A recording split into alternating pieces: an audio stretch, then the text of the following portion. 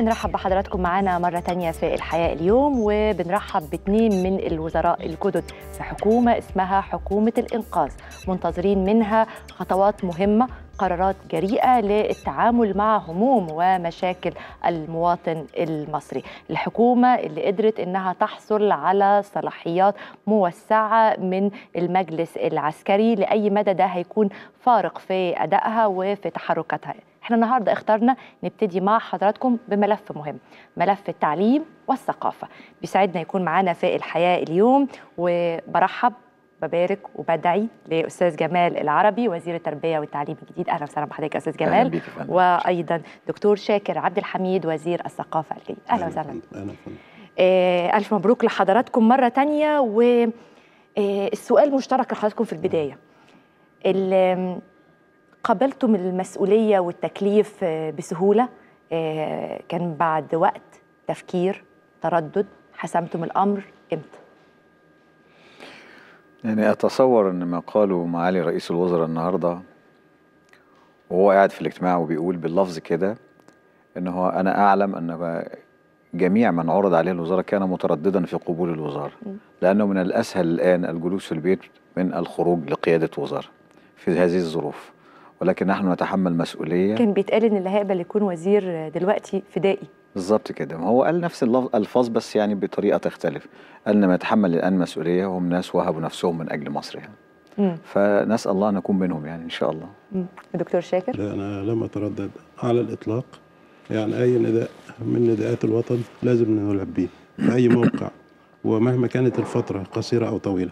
أعتقد إن احنا كلنا مطلوب مننا دلوقتي إن احنا نكون عند مستوى المسؤولية وننظر لقدام ونحاول ننطلق للأمام بنظرة فيها تفاؤل، فيها أمل، فيها ثقة، فيها طمأنينة.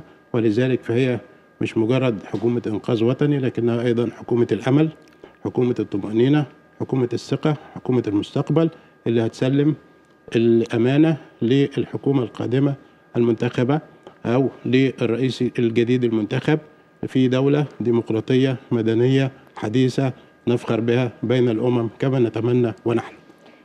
يمكن أنا في البداية يعني مهتمة بمعرفة المقدمات قبل تولي المسؤولية، لأن ده هيكون برضو شيء فارق، ومطلوب إن احنا نعرف الرؤية قبل الدخول على المهمة. في ال 12 يوم اللي فاتوا كان في لقاءات بتعقد مع دكتور كمال الجنزوري، بعضها رسمي بعضها غير رسمي. كان دايما عندنا تساؤل كإعلاميين، هو ايه اللي بيحصل في المقابلة دي؟ يعني بتتسأل على ايه او بيسمع رأيك في ايه؟ اتفضل يا استاذ كمال.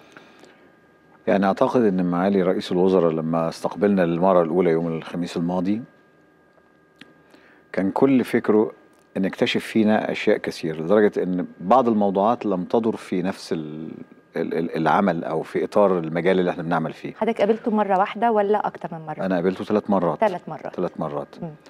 في المرة الأولى كان الهدف أعتقد أن هو كان من الذكاء جدا، لأنه يبحث قدرة الإنسان اللي قدامه على التحليل والتمييز، فسأل في موضوعات تقترب جدا من المجال ولكن ليست مباشرة. كانت بتتوقف على عملية التحليل، بأن يسأل في مقارنة بين شيئين أو يطلب السؤال في مقارنة بين شيئين. تحليل الشخصية، آرائها، توجهاتها مثلا يعني في قضية ما؟ يعني قدرة الشخص اللي أمامه على التحليل، التحليل.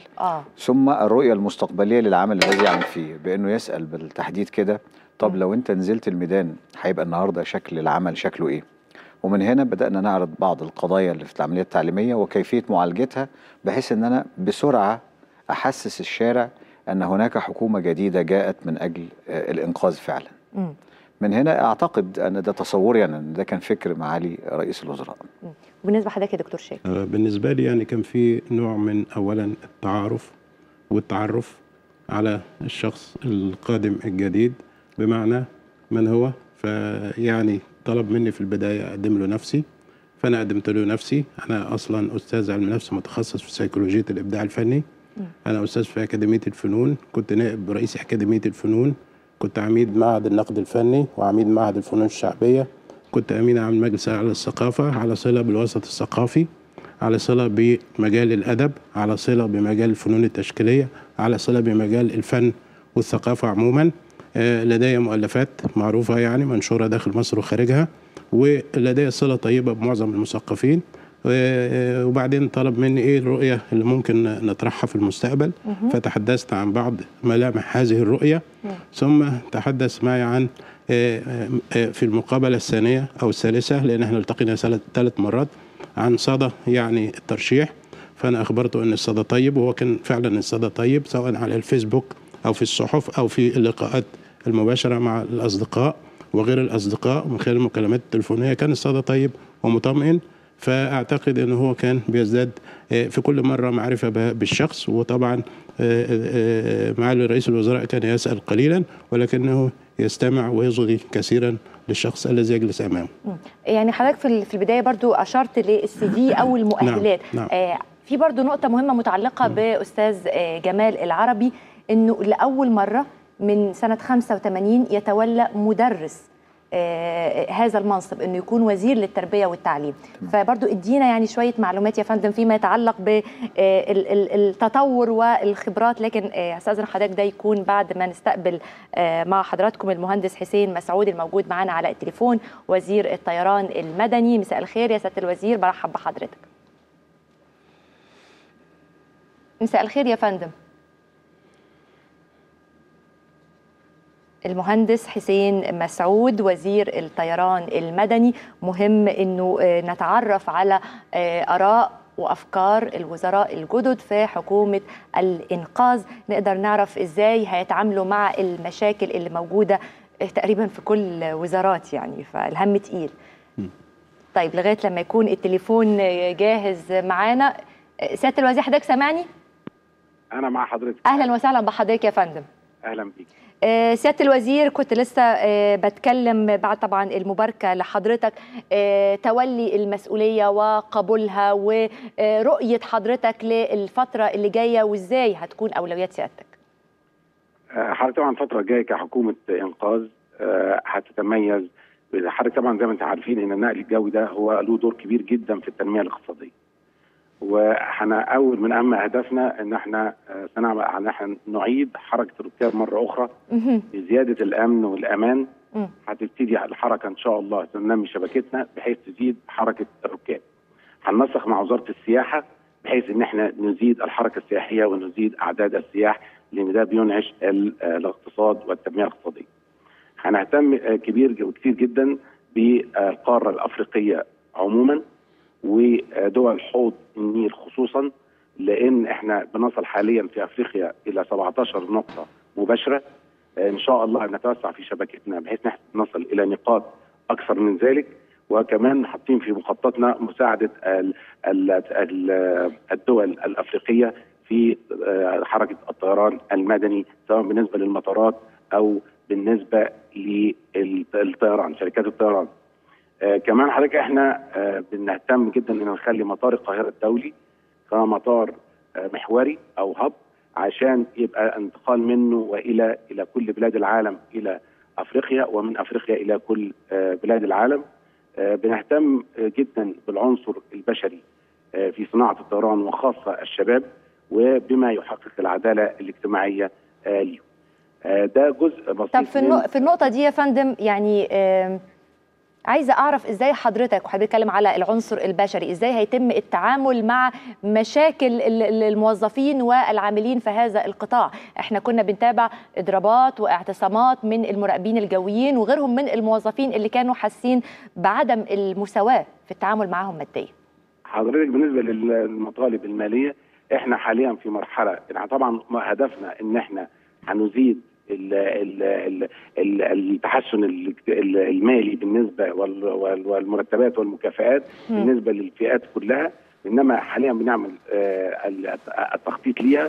حضرتك طبعا احنا مرتبطين كقطاع الطيران المدني مش مدعم من الدوله، فاحنا مرتبطين جدا بان احنا نعمل بصوره جديه وبصوره مباشره، لان وسائل واردنا الماليه هي من عملنا فقط، فيجب ان نعمل عشان تزيد لنا الموارد الماليه، وبالتالي نحقق كل الطموحات بالنسبه للعنصر البشري في قطاع الطيران. باذن الله. انا بشكر حضرتك شكرا جزيلا المهندس حسين مسعود وزير الطيران المدني، شكرا لحضرتك. الكلمة كانت مع حضرتك دكتور جمال، ونتعرف أكتر على خبرات حضرتك، المؤهلات، الإنجازات اللي أهلتك إنك تتولى هذه المسؤولية. يعني أنا أعتقد أولا أنا معلم من البدء أنا معلم. نعم. ولم أحصل على درجة الدكتوراه، وما أعرفش، أنا بتنادى دايما بكلمة يا دكتور وبتحرجني، لأن أنا ببقى حاجة من اتنين: يا أستوقف اللي بيتحدث عشان أقول له أنا مش دكتور، يا إما إن أنا أسكت أعتبرها كلمة إطراء. فبعض الناس بتجد إن في ديت نوع من الخجل. يعني أنا ما أعرفش هل الأستاذ جمال خد دكتوراه؟ أنا ما خدتش دكتوراه، أنا معلم. آخر ما حصلت عليه هو بكالوريوس علوم وتربية سنة 76، بالإضافة بقى لبعض الدورات اللي أنا خدتها في الكمبيوتر وحاجات زي كده، وسافرت الخارج في بعثة لإنجلترا، وخدت منذ بداية الحاسب الآلي لما كنا لسه بنكتب بالجي دبليو بيزك، أخدت دورات متخصصة كتير، وعلمت نفسي الحاسب واللغة من فترة كبيرة جدا. قدت فرق عمل كتير جدا، توليت مناصب كتير جدا في التربية والتعليم، أهلتني في العام الماضي بعد ما كنت وكيل وزارة التربية والتعليم في القليوبية، ووكيل وزارة التربية والتعليم في الدقهلية، وهي محافظات كبيرة ليست بصغيرة. محافظة الدقهلية كان فيها 17 إدارة، القليوبية كانت 12 إدارة. ثم توليت شؤون التعليم الثانوي في الوزارة، وبالجانب أسند إلي امتحانات الثانوية العامة. وأعتقد أن حضرتك شفت امتحانات الثانوية العامة السنة اللي فاتت تمت إزاي. طريقة إدارة العمل السنة اللي فاتت كانت بتعتمد كليا وجزئيا على إدارة فريق عمل. إذا كلفتي الناس دولت وحسستيهم إن إحنا في الآخر إذا فزنا فسيفوز الفريق بأكمله، وإذا خسرنا فسيخسر الفريق بأكمله، استحققنا من الناس الدعم، لأننا بنعمل بروح الفريق، وكل الناس عملت كأفراد في هذا الفريق. لم يكن لهذا الفريق رأس وقاعدة، كلنا كنا على خط واحد ومتساويين. أدينا العمل بنجاح، ده زكانا عند بعض الناس. ولكن أنا مش عايز أنسى أن ميدان التحرير، ثورة 25 يناير، وقفة المعلمين اللي طالبوا بمعلم أن يكون وزيرا لهم، ربما تكون هي السبب المباشر في أن أتينا إلى هذا الكرسي. إن أنا النهاردة بدين بالفضل، لأن هؤلاء الشباب الذين طالبوا بمعلم أن يكون وزيرا، ربما هو ما لفت نظر القيادات للتوجه، هذا التوجه، خاصة وأنها حكومة. حضرتك ليه السبب؟ يعني لما الناس تقف، المدرسين تقف يقولوا عايزين يبقى الوزير مدرس مننا. هو لو حضرتك تتبعتي كل الوزارات، أعتقد أن جميع الوزارات تقريبا بيقودها متخصصين. يعني وزير الصحة دائما طبيب، القوات المسلحة راجل عسكري، مفهوم. الطيران المدني قبل كده كان راجل طيار. هو الأول مرة يكون مدني. البترول أول مرة دلوقتي. أنا بقول قبل كده. البترول مهندس بترول. تيجي العدل لازم يكون مستشار. تيجي بالذات عند التربية والتعليم تلاقي اللي تتولوا الحكم على فترات متوالية، أو تولوا القيادة على فترات متوالية، إما محامي، وفي لحظة من اللحظات كان أساتذة الجامعة طبعا، محامي أو طبيب زي واخد بال حضرتك، مهندس. يعني برضو مع احترامي للألقاب إن هو أساتذة الجامعة كلهم يعني. ولكن أنا عايز أقول تخصصهم تخصص هندسي أو محاماة، أو حتى في يوم من الأيام كان في واحد بكالوريوس تجارة بيحكم الوزارة. ده تبعاته ايه بقى؟ يعني بيعمل انفصام ما بين الوزير وما بين الموظفين او المدرسين اللي في وزارته، ما بيكونش على علم برضو، مش ايده في العمليه زي ما بيقولوا. بالظبط كده. ليس من الضروري ان انا، يعني انا مش عايز اسفه فكره اي حد منهم، قد يكون فيهم من هو على استعداد. يعني اذا كان مش متخصص كمبيوتر، ولكني افهم كثيرا في الكمبيوتر، واستطيع ان ابذل فيه جهد كبير. فمنهم من بذل في التربيه والتعليم جهد كبير، ولكن كان بينقصوا الفكر التربوي، كان بينقصوا حس المعلمين، كان بينقصوا المشاكل اللي موجوده في المدارس، عفوا تحت السلم لحد الفصل من فوق. لان النهارده المدرسه ليست تخطيط أكاديمي وفقط، ثم هناك آلات بتنفذ، ولكن أنت بتتعاملي مع سيكولوجيات مختلفة. الطالب له سيكولوجية، والمعلم له سيكولوجية، والأسرة لها. فإذا أنت من حيث التربية إذا لم تتعاملي مع كل هذا فستفشلين، لأنك إذا تعاملتي مع واحدة بس فستهضمي 2 آخرين. إذا أخذنا الطالب واهتممنا بيه دون أن نهتم بالمعلم ودون أن نهتم بالأسرة، يبقى أنا فقدت 2 من عناصر المثلث اللي بيكون العملية التعليمية. أنا بتكلم على القوى البشرية. إذا أنا أخذت الأسرة وأهملت الطالب والمعلم، إذا أخذت المعلم وأهملت الأسرة والطالب، يبقى إذن لابد أن تكون متكاملة. مين اللي يدير ده كله؟ واحد اتحط في المجال من أوله إلى آخره، من أول يوم لآخر يوم. فأنا راجل تعينت سنة 76 لحد الآن، عمري ما تنازلت حتى أن أمسك طباشيرة. يعني أنا في السنة اللي فاتت وأنا وكيل وزارة كنت عندما أدخل بعض الفصول امسك بالطباشير عشان اسال التلامذه في حاجه، او اضع على السبوره حاجه اسال فيها. وكنت اجيد اشياء كثيره، انا يعني عندي ملكات كثيره من لغه عربيه، رياضيات، علوم، فكنت دائما اتدخل في هذا. انا اتصور ان مع الاحترام لكل الاساتذه الجامعيين انه بيبقى متخصص في مجال، وانه يفهم في هذا المجال، وقد يكون لديه ثقافه عامه عن بقيه المجالات ولكن لا تؤهله الى قياده العمليات التعليميه. ولكن وبرغم ذلك فان منهم من ابدع واحسن، ما انا مش عايز انكر حد، ولكن لم تستمر العمليه لدرجه انه يحدث تطوير، خاصه ان التربيه والتعليم برضو فيها مشكله. ان ما تحدثيه من تطوير الان لا تجد لها اثر الا بعد 18 سنه 12 سنه في التربيه والتعليم ثم دخول الجامعه. يبقى انت حضرتك ال 12 سنه في التربيه والتعليم دولت عشان تجدي اثارهم بس في التربيه والتعليم فقط دون ان يكون خريج جامعي لسه 12 سنه. يبقى ما تخططي له الان تنتظرين ثمرته بعد 12 عام. النقطة دي مهمة جدا أستاذ جمال، وبما أن حضرتك على علم بمشاكل الناس داخل الوزارة، فهرجع حضرتك تاني وأسألك إيه اللي ممكن نعمله سواء في مناهج، مع مدرس، العملية التعليمية بشكل عام. لكن أروح حضرتك أستاذ دكتور شاكر. أيوة. حضرتك كنت برضو يعني من داخل الوزارة نفسها. أيوة. كأمين عام للمجلس الأعلى للثقافة. على علم برضو بمشاكل الوزارة. لو سألت حضرتك انك ترتب لي الاولويات او ترتب لي مشاكل وزارة الثقافة، اعتقد انه اول شيء في مطالب فئوية. طبعا الكلمة المشهورة اللي يعني لازم نضعها في اعتبارنا، وهي كلمة حقيقية. يعني في مطالب الناس عايزة تحسن دخولها، عايزة تحسن يعني مستواها، طبعا احنا بنقف معاهم.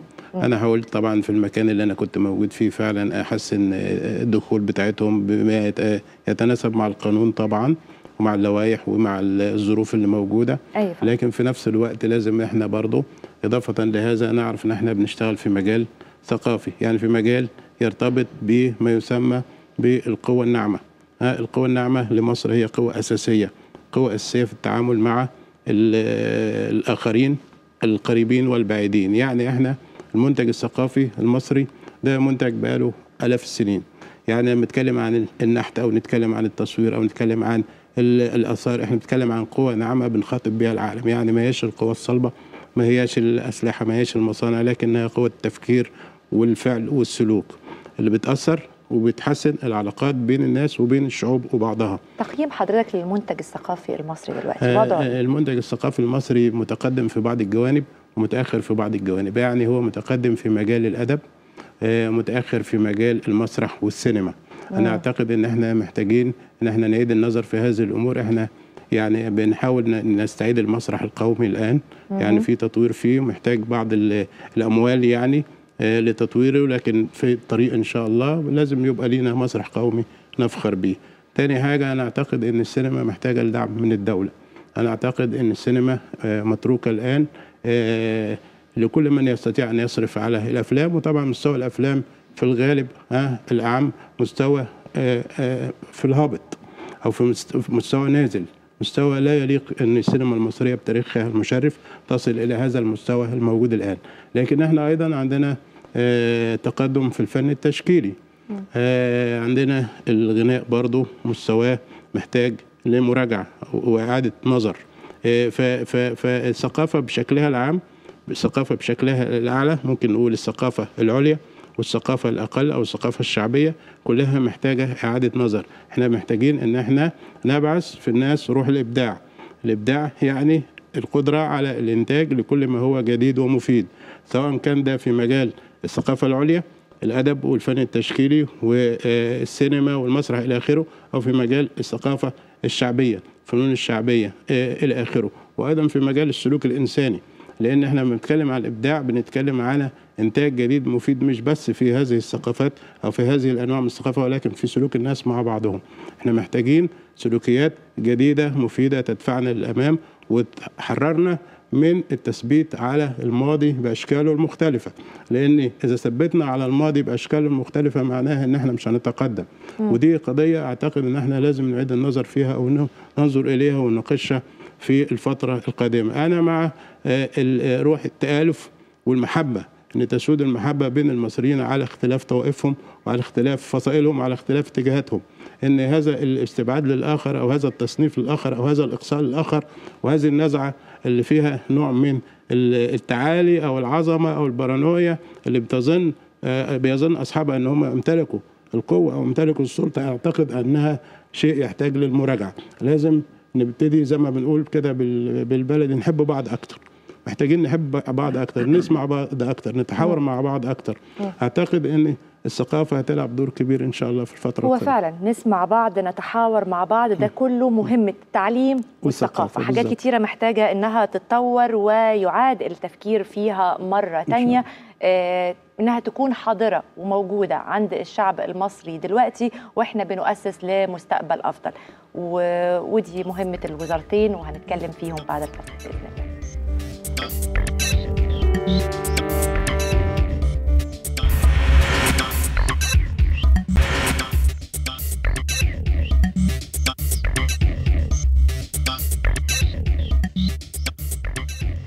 أهلا وسهلا بحضراتكم مرة تانية. قبل الفاصل كنا بنتكلم على الأولويات فقد إيه المواطن المصري يقدر يحس إن في تغيير حقيقي بيتم أو حتى في طريقه للتحقيق. وهرجع هنا لأستاذ جمال عند الجملة المهمة اللي حضرتك قلتها بالنسبة لوزارة التربية والتعليم، إن التغيير بيحصل على الأقل بعد 12 سنة مع دخولنا للجامعة بإذن الله.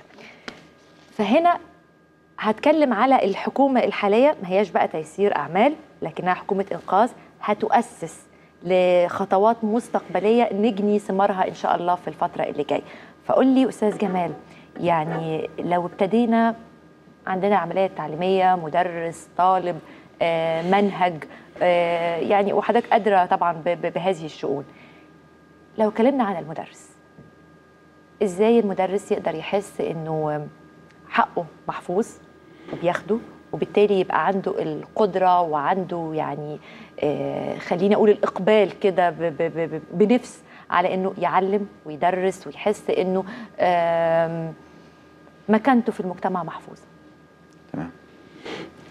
أول من أهدر كرامة المعلم هم قادة المعلمين. اللي قادوا العملية التعليمية هم أهدروا كرامة المعلم. مرة بكثرة التشريعات التي لم تجعل للمعلم شأنا في المدرسة، والمرة الأخرى حينما لم يلتفتوا إلى رأي المعلم على الإطلاق. حضرتك كانت القرارات بتتاخد، أي قرار من أجل التغيير في وزارة التربية والتعليم أتصور أن أداة التغيير هو المعلم. تمام. فإذا افتقد هذا المعلم لفلسفة التغيير، فهل تتصوري أن يؤدي المعلم؟ أنا مش عارف أنا بعمل كده ليه. كمثال، كنا زمان بنمتحن مرة واحدة في السنة آخر السنة، فجأة الامتحان بقى ترمين، فصل دراسي أول وفصل دراسي تاني. هوب النظام نزل على المعلمين، لم يلفت نظرهم أحد لسبب هذا التغيير، لفلسفة هذا التغيير، لمغزى هذا التغيير، لمزار أو عيوب النظام السابق ومزايا وما سنجنيه من هذا النظام. لما المعلم يجي يبص لها يقول والله الله ده الولد كان بيجي مثلا، كان في بعض الطلاب يجي قبل السنة نهاية السنة بشهرين مثلا ياخد شوية دروس تقوية كده عشان يخش بيهم الامتحان. لما يبقوا امتحانين فهياخد قبل الامتحان الأخير وهياخد قبل الامتحان الأولاني، أصبح 4 شهور في السنة لو افترضنا أنهم 4، من هنا لهنا لحمت السنة في بعضها. إذن المعلم لما ينظر لدي وما يعرفش الفلسفة فلا بد أن المعلم سيخطئ هذا القرار. ما كانش جزء من فلسفة التغيير، مش جزء من التغيير، مش جزء من متخذ القرار. النهارده لما يجي يفكر إذا كان الكلام ده معمول عشان الطالب ما يغيبش، طب ما هو كان بيجي قبل الامتحان بشهر الولاد بعض الطلبه يغيبوا ويقعدوا في البيت. النهارده لما يبقى في امتحانين يبقى هيغيب قبل ده بشهر وقبل ده بشهر، مره التحم الغيابين وبقت السنه كلها غياب. واخد بال حضرتك؟ فكان المعلم مغيب تماما عن اتخاذ القرارات. من هنا فكري انا الشخصي دلوقتي ان انا لابد ان تتصل القاعده بالقمه مره ثانيه، ولابد ان يشارك المعلمين جميعهم قيادتهم في اتخاذ القرار. بمعنى ايه؟ انا مش هقول له تعالى خطط لي، لكن ايه المانع ان ناخد عناصر منهم يعملوا لي مجلس استشاري واعرض عليهم قضايا التعليم، فان خططوا التزم انا ومن سياتي بعدي من الوزراء بهذا التخطيط، لان اذا تغير الوزراء فسيبقى المجلس الاستشاري قائم زي ما هو. يعني حضرتك عايز يكون في مجلس استشاري داخل وزارة التربية والتعليم من المدرسين المعنيين طبعا، ويجمع جميع طوائف المعلمين. ادي نمرة 1. اللقاءات والمناقشات التي تتم بين القيادة والمعلمين مهمة جدا. الاستماع لوجهات نظر المعلمين مهمة جدا. اخذ رايهم فيما يصدر من قرارات مهمه جدا. ده انا لازم الكلام ده كله يبقى مؤسس، يبقى انا هنا بخطط تخطيط مؤسسي، ما بخططش تخطيط افراد. ومن هنا انا النهارده يعني توليت وزاره التربيه والتعليم. النهارده هوب اركن كل اللي على الرف وشيله حطه في الزباله وابدا اخطط من اول وجديد، وده خطا للاسف الشديد. طب ايه المانع؟ انا شاركت في جهد، ودي الميزه ان انا جاي من الوزاره من ابناء التربيه والتعليم، شاركت في جهد خطه للعمليه التعليميه لانجاح العمليه التعليميه فيما بعد، ولكن توقف برحيل الوزير السابق. طب انا النهارده لماذا لا اقف على اكتاف من قبلي بان استثمر ما وصلوا اليه من نتائج، سواء كانت جيده فاستثمر هذه الجوده في البناء، وسواء كانت رديئه فاتجنب ردائتها في اللي جاي. يبقى انا في كل الاحوال لو ابص لورايا شويه واجيب كل الدراسات اللي جات واللقاءات والمناقشات والمؤتمرات اللي وصلت لنتائج وتوصيات، لما نبص في دولت عشان نشوف هنتقدم ازاي، هنبص لقدامنا ازاي. اللي مش هيستفيد من الماضي بتاعه مش هيعرف يعيش الحاضر ومش هيعرف يخطط للمستقبل. بس احنا ست الوزير يعني ما عندناش خطه واضحه وطويله المدى زي ما بيقولوا كده.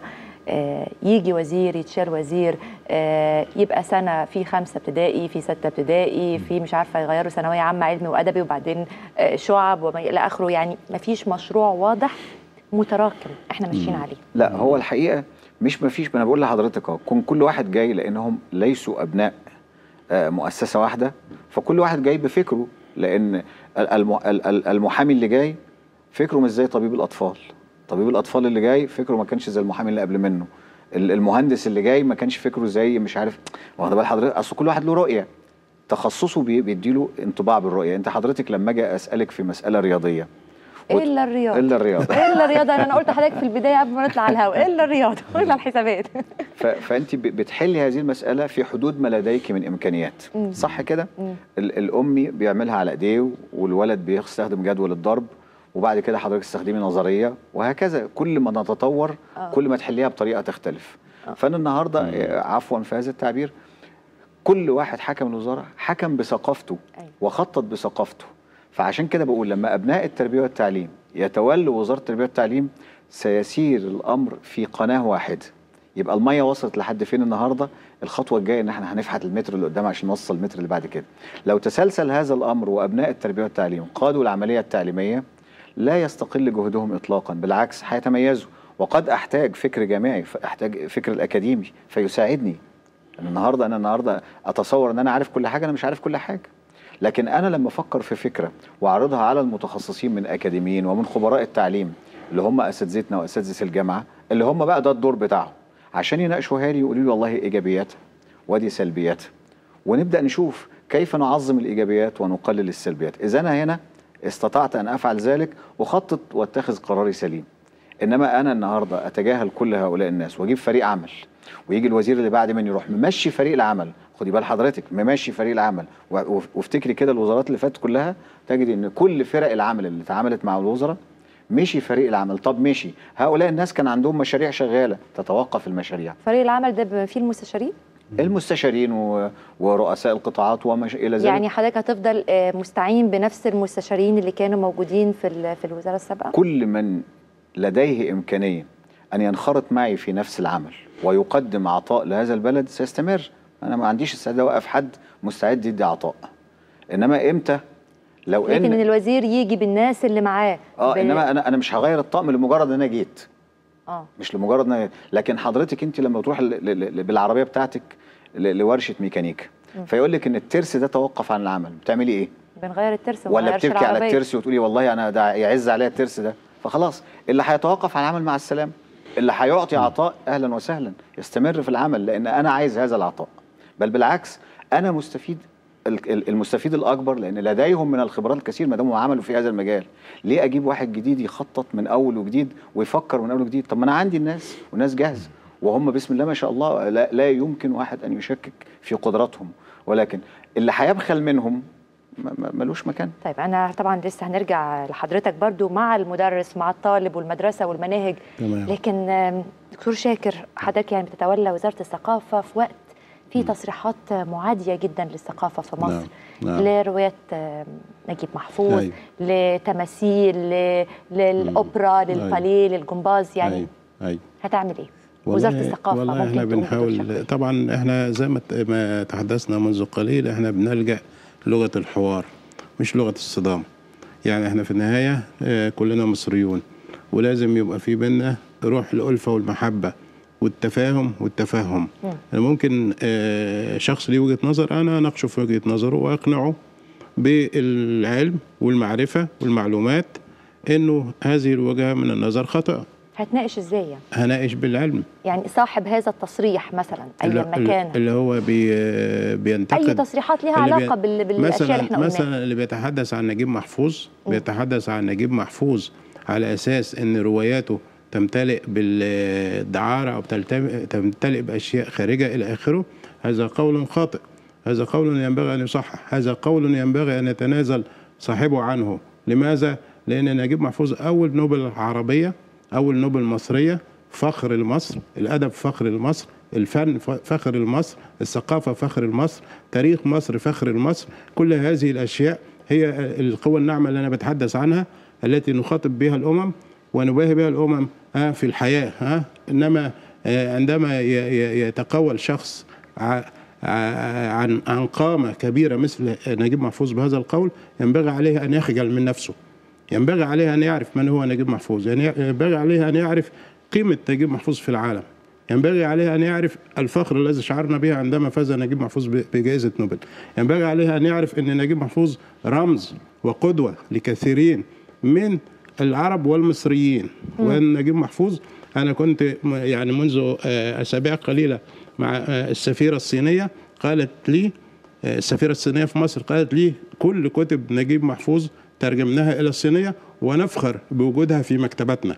وهكذا يقول السفير الفرنسي والسفير الأمريكي وكل السفراء يقولون لنا من هو نجيب محفوظ ويتحدثون عن نجيب محفوظ وعن أدبائنا بفخر واعتزاز، فما بالنا نحن نقول عنهم هذا الكلام الرديء الذي لا ينبغي أن يقال. أعتقد أن ينبغي عليه أن يخجل من نفسه هذا الشخص.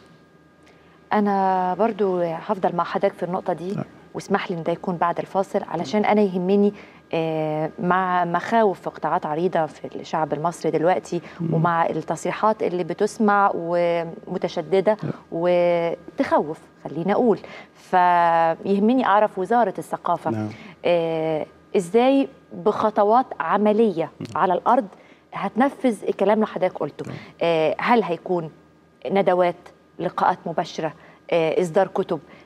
خلينا نعترف، ويمكن قلنا الكلام ده أثناء الفاصل، إنه في مشكلة كبيرة جدا في المنتج الأخير عندنا.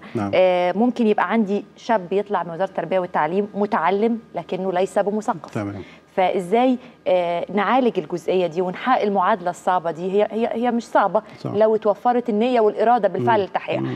فهسألك بعد الفاصل برضو ونكمل الجزئية دي، وإزاي نقدر نلتقي مع بعض، وزارة التربية والتعليم والثقافة، وكل وزارة تكمل الدور المفترض أنها تقوم به. خلونا نأجل ده بعد الفاصل بإذن الله.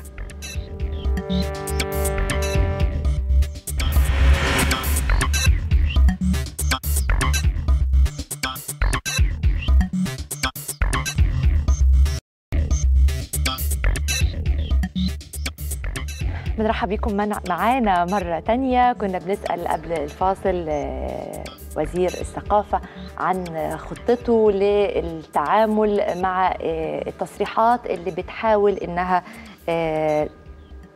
يعني تقول إنها بتاخد من موروثنا الثقافي والحضاري. هتعمل إيه يا فندم عمليا على الأرض؟ احنا طبعا زي ما أنا قلت منذ قليل إن احنا بنعتمد أولا على لغة الحوار ولغة التفاهم، ويعني الخطاب الذي هو أحسن. ما بندخلش في عداء مع مصريين، لأن كلنا أخوة، سواء مسلمين أو مسيحيين أو سلفيين أو ليبراليين أو إخوان، كلنا أخوة، كلنا مصريون، كلنا ينبغي أن نتكاتف، ينبغي أن نتماسك، ينبغي أن يكون لنا هدف واحد، ينبغي أن ننهض بمصرنا، ينبغي أن ننهض بوطننا، ينبغي أن نتجه إلى الأفضل والأحسن، ينبغي أن نتجه للأمام وليس إلى الوراء، ينبغي أن احنا يبقى كما يقال، وده مبدأ مصر القديم، الكل في واحد، الكل في واحد، الواحد ده هو مصر. ازاي تقرب المثقف من الشارع المصري؟ اقرب المثقف لانه كان حضرتك اكيد عارف بيتقال كتير في انفصال ما بين النخبه وما بين الناس العاديه. احنا حاليا يعني في المجلس الاعلى للثقافه بنعمل كراسات ثقافيه مبسطه.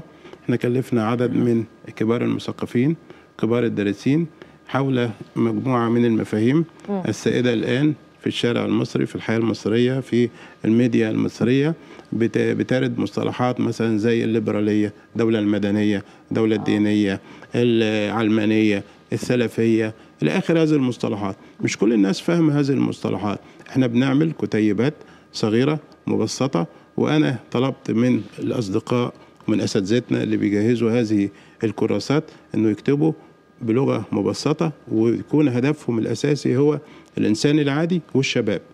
يعني احنا هدفنا طبعا ان احنا ايضا الشباب بكل هذا الحماس وبكل هذا الوعي وبكل هذا الانجاز العبقري الذي تمثل في ثوره 25 يناير انه ايضا يضاف اليهم البعد المعرفي. طبعا مش معنى ذلك ان احنا يعني بنفترض ان ليس لديهم البعد المعرفي، لا، لديهم البعد المعرفي، ولكن نحاول ايضا ان نضيف الى هذا البعد المعرفي بعض المفاهيم وبعض الأطر النظرية التي تستطيع أن تجعلهم مؤهلين بدرجة أكبر لتولي المسؤولية في المستقبل. فإحنا بنجهز مجموعة من الكراسات الثقافية المبسطة حول هذه المفاهيم. ثانيا بنعمل مجموعة من المؤتمرات والندوات تتناول قضايا المجتمع المصري الآن، وبندعو إليها يعني عدد كبير من الناس. بنحاول نخرج من داخل أطر العاصمة والمركزية الموجودة بس في القاهرة وفي الإسكندرية إلى الأقاليم والمحافظات والقرى والنجوع في مصر كلها. راضي عن أحوال قصور الثقافة؟ لا، غير راضي، لكن إن شاء الله وبقدر ما نستطيع نحاول أن احنا نطور أكبر عدد منها من هذه القصور في الفترة القادمة. قصور الثقافة بتنتج يعني كهيئة ثقافية بتنتج عدد كبير جدا من الكتب، تقوم بعدد كبير من النشاطات، ولكن البنية الأساسية لها، البنية الأساسية لكثير من هذه القصور ليست عند المستوى أو على المستوى المطلوب. هاخد طرف الخيط من حضرتك، ولسه كنا بنتكلم برضو طرحنا تساؤل قبل الفاصل، ازاي يتم التعاون والتلاقي المطلوب واللي احنا محتاجينه بالفعل ما بين وزارة الثقافة ووزارة التربية والتعليم. يخرج عندي طالب متعلم مثقف. تمام. احنا نعمل ايه؟ احنا في البريك يعني عقدنا اتفاق مع معالي وزير الثقافه، معالي وزير التربيه والتعليم، اسف واتفقنا ان احنا هنزوده بالقوائم الخاصه بالكتب المنشوره خلال السنوات الماضيه في وزاره الثقافه بهيئاتها المختلفه، وسنقدم له يعني تخفيضا كبيرا، واحيانا بعض الكتب الهدايا او المجانيه، بحيث انه يضع من كل كتاب نسخة أو نسختين في مكتبات المدارس. أنا أعتقد إن احنا مبسوطين أولا الاتفاق ده تم عندنا طبعًا هنا طبعًا في الاستراحة الإعلانية يعني كانت مفيدة. ده صحيح. واتفقنا أيضا على إن احنا سنطلق بعض المسابقات الثقافية للشباب، والمسابقات هذه بالتعاون بين وزارة التربية والتعليم ووزارة الثقافة، وسيقوم مجموعة من المثقفين الكبار أو الشباب بالتحكيم في هذه المسابقات، وسنعلن الفائزين في وقت قريب إن شاء الله. طيب ده يعني ده الكلام اللي حضرتك بتعرضه كوزير الثقافة على وزير التربية والتعليم، لكن أسمع من حضرتك بقى يعني اللي محتاجه، يعني هل الكلام اللي قاله دكتور شاكر يكفي، ولا شايف حضرتك إن المفترض يكون في تحركات على مستوى آخر يعني للاستفادة من مثقفين مصر في العملية التعليمية؟ شوفي حضرتك، أنا في 3 وزارات في مصر، أو مفترض أنهم 3 وزارات. أيوة فعلا. بخلاف التربية والتعليم تتعامل مع كلمة شباب. وزارة الثقافة لأن عندها جيل بتعده. وزارة الشباب ووزارة الرياضة. السن المسموح بها في وزارة الشباب التي تتعامل معها الشباب والرياضة هو سن الفترة التعليمية ما بين 6 سنوات لحد 12 سنة أو 18 سنة في الثانوي أو وهكذا الخريج الجامعة. فأنا عايز أستفيد من أنشطة هذه الوزارات، عشان كده لسه كنت بتكلم مع الدكتور شاكر، والحقيقة هو أخ فاضل وفكره من يوم أن التقينا للمرة الأولى ومستعد للتعاون مع التربية والتعليم. أليست وزارة الثقافة والوزارات الأخرى تقيم برامج لتثقيف المواطنين بوجه عام، برامج ثقافية هي عندها خطة بتنفذها؟ القطاع اللي أنا بديره اللي هم قطاع الطلاب يخضع لهذه الخطة. إذن لماذا لا أدري بخططه وأهدافه لأضعها أو لأخضعها عندي للإطار العام للمنهج؟ يبقى أنا عندما أعد مناهجي أعدها في إطار الخطة التي توضع في وزارة الثقافة، أعدها في إطار ما يوضع في وزارة الشباب أو ما تستهدفه وزارة الشباب، أو إذا كان في مثلا قطاع الشباب، قطاع الرياضة. يبقى أنا عندي هؤلاء الناس يخططون، وأنا أقدر أحط هذه في المعايير القومية اللي عندي اللي بعمل بيها مناهج، لأن أنا بخطط للمنهج أقدر أحط فيها هذه الأجزاء وأحط فيها هذه الأهداف. يبقى هذا التعاون لا يجب أن يتم على مستوى مجرد ثقافة، مثلا مسابقة ثقافية أو زيارة أو ندوة أو إلى ذلك، وكل ده حاجات فعالة أنا ما بقولش فيها لا، بس عايزها تكون ممنهجة يعني. عايزها ممنهجة، عاوز أدخل ده في إطار المنهج بتاعي. يبقى أنا وأنا بحط الإطار العام للمنهج أراعي فيه هذه الخطط، خطط هذه الوزارات اللي ممكن تساعدني. وبعدين ممكن تتداخل بقى، يبقى أنا بدل ما يبقى الإنفاق الكامل علي أنا لوحدي فلا أجد ما استطيع ان انا احقق بيه هذه البرامج، استعين بقى بالبرامج بتاعت وزاره الثقافه وزاره الشباب وزاره الرياضه وبميزانياتهم، لان هم اصلا انا جزء من الناس المستهدفين. تمام. طيب انا احب اقول حاجه. اتفضل يا فندم. انا اتمنى ان احنا يعني من خلال هذا التعاون ان احنا نشيع ثقافه الابداع. احنا في مصر محتاجين ثقافه الابداع، محتاجين ثقافه بتؤكد على كل ما هو جديد ومفيد، على الانتاج لكل ما هو جديد ومفيد، التفكير الجديد المفيد، محتاجين الانتاج الجديد المفيد، محتاجين ان احنا ندفع وطننا للامام. الامم تتقدم بالابداع، الامم لا تتقدم بالامكانيات الماديه او الموارد الماديه او الرتابه. الابداع بيطلق الخيال وبيطلق الطاقات وبيجعل الحياه اكثر رحابه، وممكن الفرد الواحد يساوي دوله. بيل جيتس ثروته من خلال ابداع تساوي ثروه بعض الامم او الدول في افريقيا. تمام. اسفه لمقاطعه حضرتك دكتور شاكر، لكن احنا معانا على التليفون دكتور منير فخري عبد النور، وزير السياحه المستمر في اداء عمله. برحب بحضرتك وببارك لك للمره الثانيه دكتور منير. أشكرك أستاذة ربدة. أهلا وسهلا بحضرتك.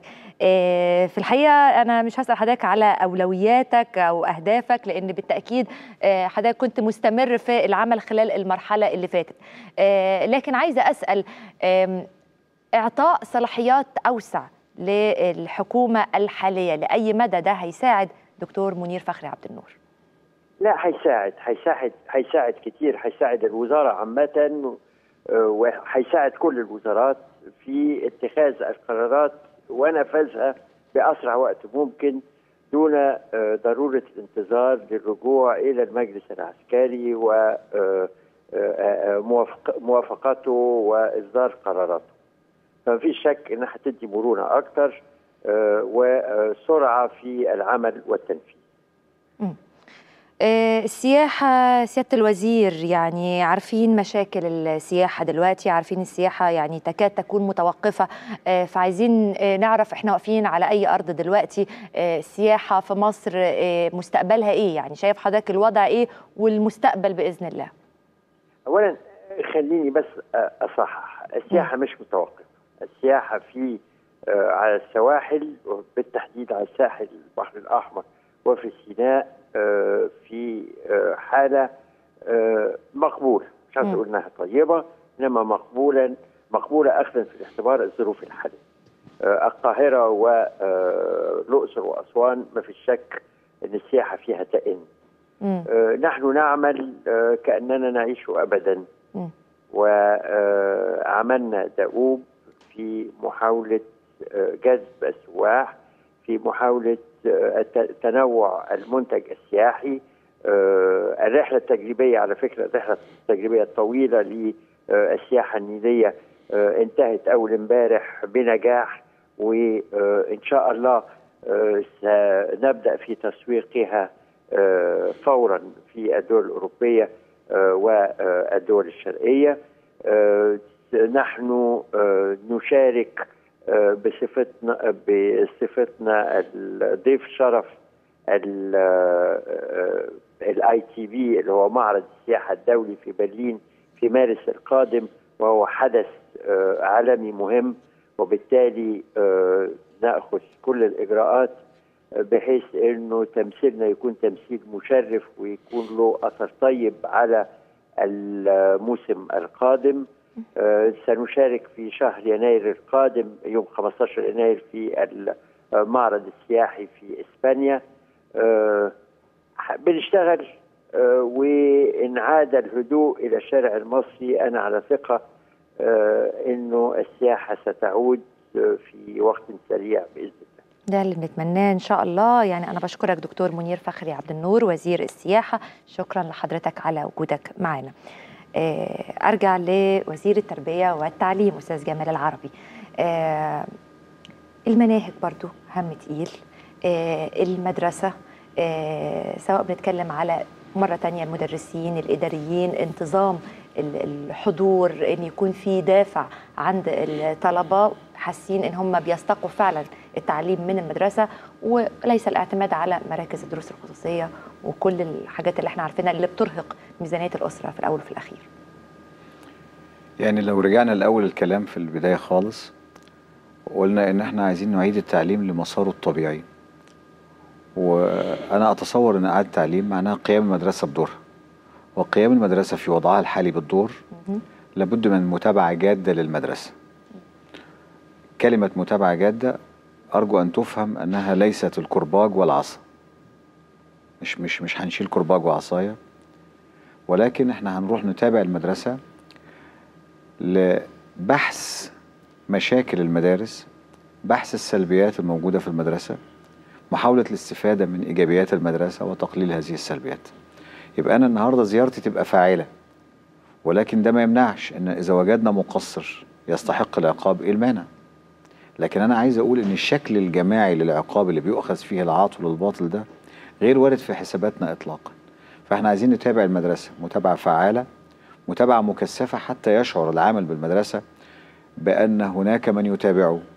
أنا أذكر أن كان في، معرفش إذا كان الوقت بيسمح ولا لأ، يعني باحث بيدرس، أحد العلماء بيدرس أثر الضوء على كم الإنتاج، فبالأسلوب العلمي قسم المصنع لفريقين، فريق يعمل في الضوء العادي وفريق بيعمل في ضوء متغير، مرة يزود الضوء ومرة يقلل الضوء. في نهاية فترة البحث وجد أن الفريقين إنتاجهم زاد عن المعدل العادي. الفريقين مش فريق واحد بس. وجد ان الفريقين، فبدأ يفكر طب ده انا كنت بجري عشان اشوف اثر الضوء، طب حتى الفريق اللي هو انا اخدته عليه قياس معيار زود انتاجه ليه؟ فبدأ يبحث، فوجد بعد جديد ظهر عنده، هو ان عمال المصنع احسوا انهم محل رقابة من إدارة المصنع. مفهوم. يبقى اذا انا النهارده عندما يشعر المعلم في المدرسة والطالب في المدرسة وإداري المدرسة ومدير المدرسة والأسرة في المدرسة أن المدرسة متابعة جيدة، وأن هناك كل يوم فريق عمل يقوم بالمدرسة ديت، مرة من الإدارة ومرة من المديرية ومرة من الوزارة ومرة من أجهزة مختلفة، أجهزة التفتيش المختلفة، عندما يشعر هؤلاء أنهم متابعون لابد أن حضرتك سؤال يا أستاذ جمال، يعني بما احنا ابتدينا كلامنا وقلنا حضرتك ايدك في العملية التعليمية بكل مكوناتها، فايه أهم السلبيات أو المشاكل اللي حضرتك يعني رصدها وعارفها علشان الناس تطمن وتبقى عارفة إن القائم بالعملية التعليمية هو نفسه عنده وعي وفهم بالمشاكل وهيشتغل على حلها؟ بعض الناس بيفهموا أن مطالب المعلمين أو استحقاقات المعلمين هي السبب في عدم انتظام المدارس. أنا أؤكد لك أن هذه ليست واردة إطلاقا، وأن المعلم يستطيع لو وجد الجو المناسب أن يعمل حتى لو مجانا، لأن برضو هذا المعلم ابن هذا البلد، ابن مصر، يستطيع. الجو المناسب ده يعني ايه؟ الجو المناسب ما انا قلت لحضرتك في البدايه، الا تهدر كرامته وان يسمح له بالتعبير عن نفسه وان يشارك في اتخاذ القرار. كل الكلام ده وارد، وان يكون النظام التعليمي نظام يمتعه هو كما يمتع التلميذ. النهارده في صدام ما بين المعلم والتلميذ، لان المعلم له رغبه والتلميذ له رغبه اخرى، فالاثنين متصادمتين، والاسره لها رغبه ثالثه. وحضرتك ما بترجعش ده للعامل المادي؟ انا ما برجعوش للعامل المادي اطلاقا، ولكن عايز اقول عمليه بقى التراخي اللي موجوده في المدارس دلوقتي، تراخي الاداره، تراخي المتابعه، ادت الى تراخي التلميذ، ادى الى تراخي المعلم. لان النهارده التلميذ اللي اعتمد على الدرس الخصوصي قبل بدايه العام الدراسي بشهرين ليس مستعدا ان يسمع المعلم، والمعلم هنا مظلوم. يعني بعض الناس فاهمه ان المعلم ده قيل لي في يوم من الأيام في الأسبوع قبل الماضي في إحدى الجلسات في مؤتمر رسمي وقال لي ده عصابة، فخلاني انفعلت وسجلت اعتراضي على الكلمة حتى سحبت من المضبط. قال لي عصابة، قلت له أنا آسف احنا بنديرش عصابة. فليه؟ لأن هو متصور ان المدرس ده جاي عشان يبتز الناس. لا، حقيقة الأمر مش كده.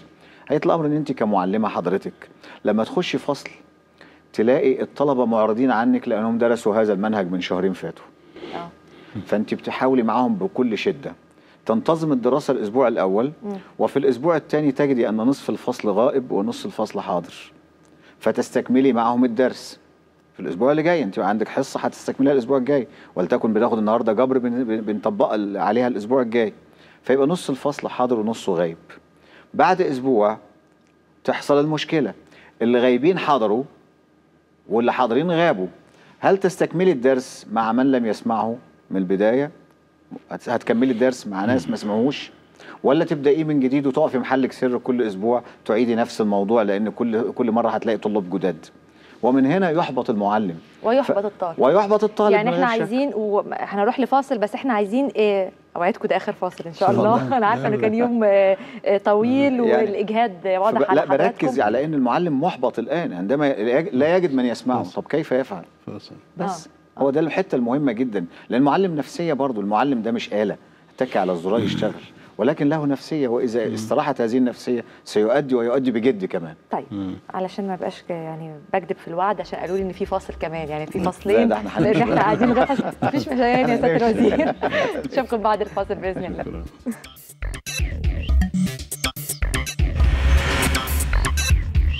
نرحب بحضراتكم معانا مرة تانية في الحياة اليوم، وبجدد التحية والترحيب بضيوفنا الكرام اللي احنا تعبناهم جدا معانا النهاردة، لكن كان وجودهم مهم علشان نعرف أفكار ورؤى لمرحلة جاية لحكومة مرة تانية اسمها حكومة الإنقاذ الوطني.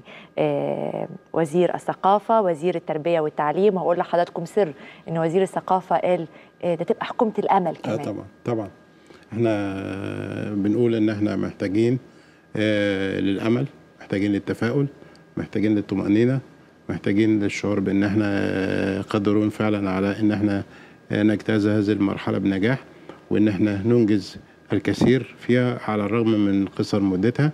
وأنا بقول أن الأمل والتفاؤل ده بيقوي جهاز المناعة الخاص بالإنسان الفرد وبالأمة، وأن التفاؤل ده شيء وطاقة إيجابية، طاقة روحية، طاقة وجدانية أساسية عشان نقدر نقبل على الحياة ونستطيع أن نحقق بعض الأهداف وبعض الطموحات.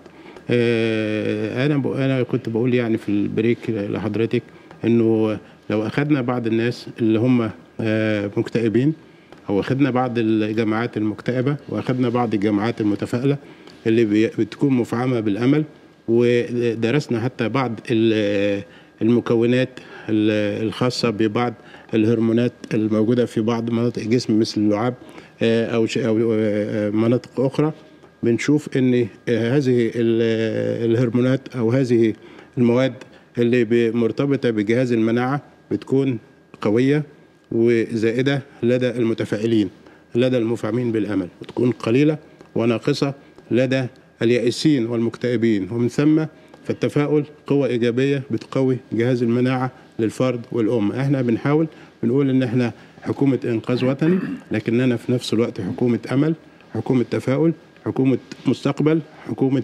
إنجاز إن شاء الله لمصر وللمصريين. أنا هاخد من كلام حضرتك، وعلشان الأمل ده يتحقق كمان ويوصل لنا، لما كنا بنتابع على مدار ال 12 يوم اللي فاتوا اللقاءات اللي بين دكتور كمال الجنزوري والمرشحين لتولي الحقائب الوزارية، كان السؤال هو هيحصل ايه بعد كده؟ يعني سمعنا اسم هيلاقى بالاعتراض، ممكن يكون في قبول. المشكله يمكن انا كنت حتى بكلم وزير الداخليه الجديد في الموضوع ده، يعني قبل ما حضراتكم تكونوا موجودين معانا، اللي موجودين داخل الوزاره الموظفين والعاملين يكونوا مع الوزير ايد واحده، يعني يكون هو نفس التوجه والفكره تكون واضحه معاهم. عند حضرتك يا فندم مثلا النقابه المستقله للمعلمين، ودي خرجت ككيان لأن نقابة المعلمين الحكومية أو الرسمية ما كانتش شغالة بالشكل الكافي. شايف حضرتك إنه هيتم التعامل معاهم كأداة مساندة ولا ممكن تكون معوقة لحضرتك؟ يعني أنا أتصور أنني سأتعامل مع كل من هو معلم ولا يعنيني انتمائه، لا مستقلة ولا نقابة عادية. كل من سيمد يده لي سأمد يدي إليه بالتعاون. وما تنسيش حضرتك ان انا في النهايه النقابه المستقله تبحث عن حقوق المعلمين، ونقابه المعلمين الاصليه الموجوده حاليا ايضا تبحث عن حقوق المعلمين. الاثنين لهم كل واحد له دور مرسوم له، او كل واحد بيبحث لدور لنفسه عشان يجد حقوق المعلمين. انا لما اجي النهارده اتكلم قد تتقاعس احداهما فالثانيه بتكمل، لكن في النهايه هم معلمين. فأنا بتعامل مع معلمين بغض النظر عن انتماءاتهم السياسية، بغض النظر عن مستواهم التعليمي اللي هم بيدرسوا فيه، يعني المستوى التعليمي أو المستوى الإداري. أنا بتعامل مع كل من هو اسمه معلم. ومن هنا بدأت لقاءات في الأيام الماضية وسأستمر في اللقاءات مع هذه الجهات. وأنا لو كنت في الأيام اللي فاتت ليا مكان رسمي من حيث القرار كنت جمعت كل الناس في مؤتمر عام. ابتداء من الأسبوع اللي جاي إن شاء الله هجمع هذه الفصائل والطوائف. حضرتك قلت بغض النظر عن انتماءاتهم السياسية. تمام. لكن في نقابة المعلمين الواضح دلوقتي أن التيار الغالب هو تيار الإخوان المسلمين. وفي الأيام اللي فات قبل ما حضراتكم تحلفوا اليمين النهاردة كان في جدل كبير وكان في مطالبة من الإخوان المسلمين باعتبار النسبة اللي حصلوا عليها في المرحلة الأولى. صحيح لسه في مرحلة تانية وثالثة ومن الممكن تكون الأوزان النسبية داخل البرلمان تختلف طبقا لإرادة الناخب، لكن كانوا بيطالبوا أنه يتم تشكيل الحكومة من الإخوان المسلمين أو من التيار بالأغلبية اللي هتعبر عنها أو اللي هتكون موجودة في مجلس الشعب اللي هو التيار الإسلامي الحالي. شايف حضرتك إنه الوضع ده يعني هيكون في نوع من أنواع التعاون ولا هيكون في صدام منتظر ما بينكم؟ لا، أنا بالنسبة للمعلمين بالذات سواء ما أنا قلت لحضرتك في أي طائفة سأتعامل معهم سواء كانوا إخوان أو ليبراليين أو شباب أو عواجيز، كل الفئات سنتعامل معها. لكن أنا ردا على سؤال حضرتك إن هم يشكلوا حكومة أو ما يشكلوش، أعتقد إن ده سابق لأوانه. يعني لأننا هل انتهت الدولة من وضع دستور يحدد إذا كانت الدولة ستكون دولة رئاسية أم دولة برلمانية؟ لحد الآن إحنا لم نصطلح على أحد هذين الاصطلاحين، وبالتالي نحن نعيش في ظل الإعلان الدستوري اللي بيقول إن رئيس الحكومة بيعين من قبل رئيس الجمهورية أو من ينوب عنه دلوقتي ولا المجلس العسكري ثم يختار وزراءه. لكن إذا تغيرت هذا في الدستور القادم وأصبح من حق الإخوان، فإيه المانع؟ مع الإخوان مصريين، وبعدين هم أي حزب الإخوان أو السلفيين أو الليبراليين أو أي حزب من الأحزاب الموجودة على الساحة اللي أنا مش هقدر أعدد أسمائهم لأنهم كتروا أكتر من اللازم، لكن فاز بالأغلبية. أيوة. يحق له أن يشكل الحكومة. وهو لما يجي يشكل الحكومة، هل الإخوان حتى النهاردة لما فازوا بالأغلبيات هل تتصوري في النقابات وحاجات زي كده أن كل من فاز ينتمي للإخوان؟ أبدا. هم كل الحكاية أن الإخوان اصطلحت على بعض الأشخاص التي ترى أن فيها فكر معتدل يتوافق مع فكر الإخوان. مفهوم. وبالتالي أيدوا أشخاص مفهوم. هم ليسوا من الإخوان أصلا. مفهوم. طيب نعم، آخر فاصل بإذن الله. فضل. نرجع لكم تاني.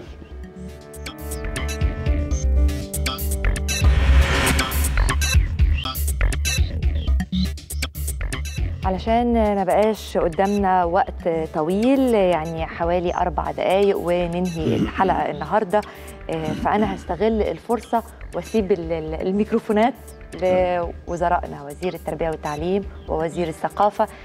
سواء كنا بنتكلم بنقول إنها حكومة إنقاذ وطني أو حكومة هتدي الأمل في مرحلة جاية، نطمن الناس ونعرف لأي مدى بالفعل إن شاء الله يا رب مع الصلاحيات المعطاة هنقدر إن احنا نغير أو حتى نبتدي التغيير. اتفضل يا سيادة الوزير. أنا أؤكد لحضرتك إن احنا هنبدأ التغيير من بكرة إن شاء الله، بمعنى إن احنا من دلوقتي عشان لما بكرة الصبح يطلع يبقى كل الناس بتتقبل مني هذه الدعوة. بندعو جميع العاملين بالتربية والتعليم، زمايلي المدرسين اللي فرحوا جدا لما جالهم مدرس زميلهم عشان يبقى وزير تربية والتعليم، أن نطرح جانبا مطالبنا المادية ليس زهدا فيها ولكن إدراكا منا للموقف الحالي للبلد.